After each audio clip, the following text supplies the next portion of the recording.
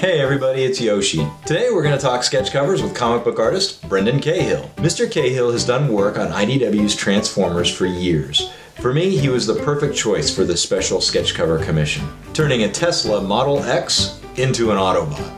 I like to think that if Transformers were a toy line in a cartoon that came out today rather than in 1984, that one of the Transformers on the Autobot side would have chosen a Tesla for their vehicle alt mode. I mean, why wouldn't advanced robots that crash land on Earth choose the most advanced vehicles of our times? It just makes sense to me. So knowing that Mr. Cahill would be attending TFCon Chicago last year, I contacted him ahead of time about my special commission. I sent him an email stating that I would like a sketch cover of a G1 Autobot Transformer as a Tesla Model X in both car and bot mode. I also stated in the email that it was important to me that both the Tesla and Autobot logos were visible on the character, and that somewhere on the cover it should say Introducing Voltec, which is the name I had given this original character. Along with my email, I also included reference images of a Tesla Model X and examples of how I would like Voltec to be displayed in both robot and vehicle mode. The name Voltec for my Tesla Transformer was inspired by the video game Grand Theft Auto 5. You see, in Grand Theft Auto 5, there is a car company called Coil, which is their version of Tesla, and in the game, Coil creates a car called Voltec, and that's where the name Voltec came from. After I sent Brendan Cahill my email, he accepted it, and a little while later, he sent me a picture of the finished sketch cover, and this flippin' thing turned out amazing. I mean, look at it. The circled Introducing Voltec is awesome, and he added some personal touches to it I didn't ask for, nor did I realize I wanted. But like on the gull-wing doors, he added missiles. I mean, how freaking cool is this thing? I really couldn't be happier with how this turned out. I was so excited when Mr. Cahill sent me an image of this sketch cover that I went and shared it on the Tesla subreddit, where it stayed at #1 for most of the day. Then, Teslarati, a popular Tesla news site, saw the post on Reddit and contacted me for an interview about the Voltec sketch cover. This particular sketch cover has had quite a bit of attention, so why don't we go chat with Mr. Cahill about this sketch cover and sketch covers in general. Hello everyone, welcome to the YOSHICAST. This is TFCon 2016 Chicago. I'm with Brendan Cahill, one of the most amazing artists on the planet. True. Right. I'm not lying, and thank you for confirming that. Mr. Cahill just whipped out an awesome sketch cover for me. Yes. Whipped out's not the right word. No, it took a little while. Took a little while. Happy with how it turned out, though. Why don't we start real quick talking about this? Yeah, sure. It's a Regeneration 1 cover. You have done a version of a Tesla for me. Yes. This doesn't exist. You had to make this up. Right. Yep. The car exists. The car exists. But you had to make it up. I made up Voltec's robot mode. Yeah. Right. Is this...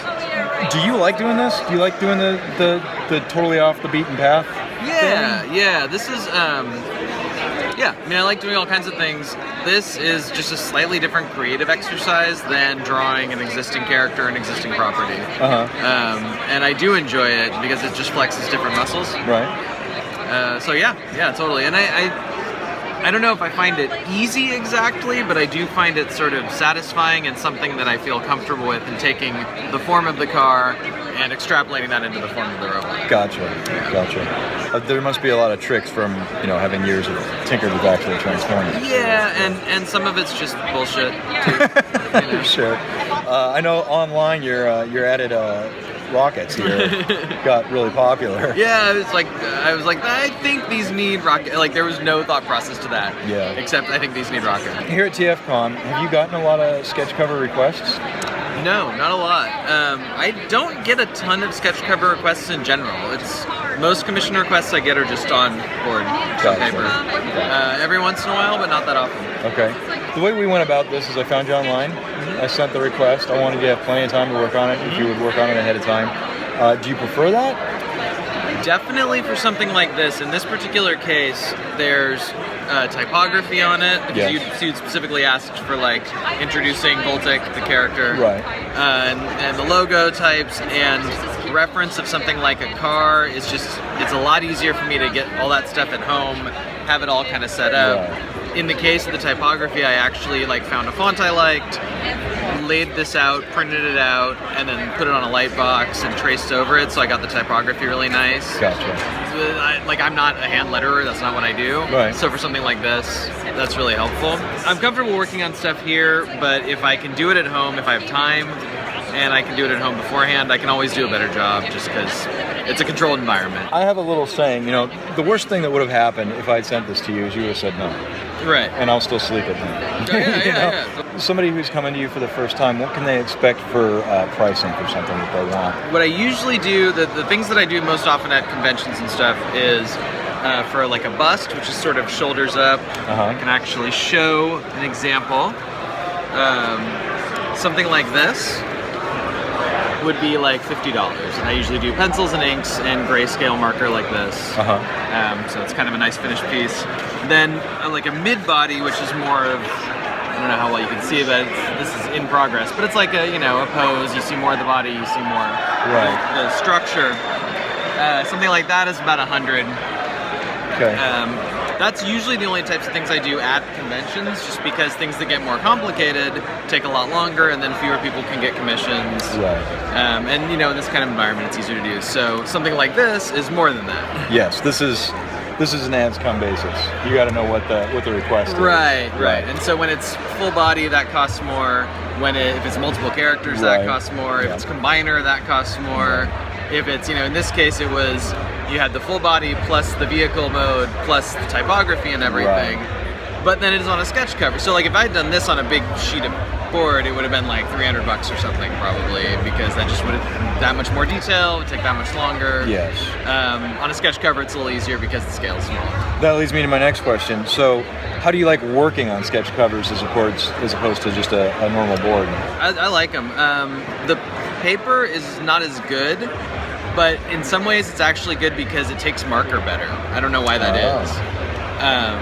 Like it soaks in more or something. So yeah, it's fine. I don't mind it at all. I've never actually opened one of these that somebody's done on. Does it bleed through on the back though?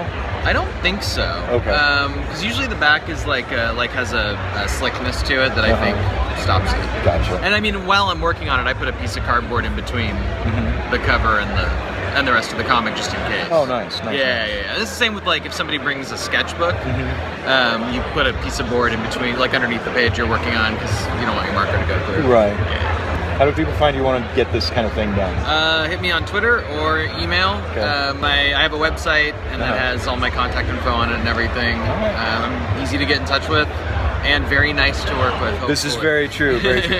Yeah, I mean, and you got me at a good time. Like I do the comics work, and I have a day job doing graphic design, so I don't often have a lot of time. Right. But in the run up to a convention is often the time where I've set a block of time aside to do this sort of thing. So that's the best time to get me.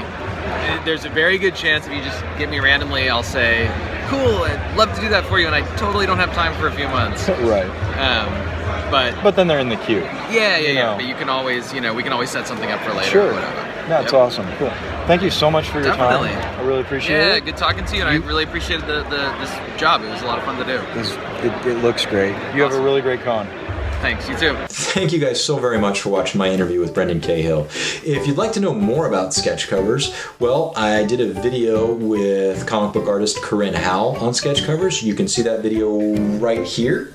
And if you just want to know more about sketch covers in general, I did a video about that. You can watch that video right here. And thank you guys so much. Take care.